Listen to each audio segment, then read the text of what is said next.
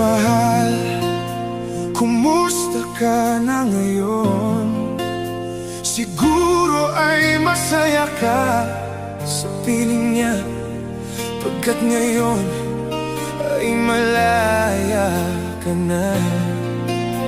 Naaalala mo ba noong tayo pang dalawa? Gabi-gabi hinahanap kita. Oh, mahal, ano pa bang meron siya?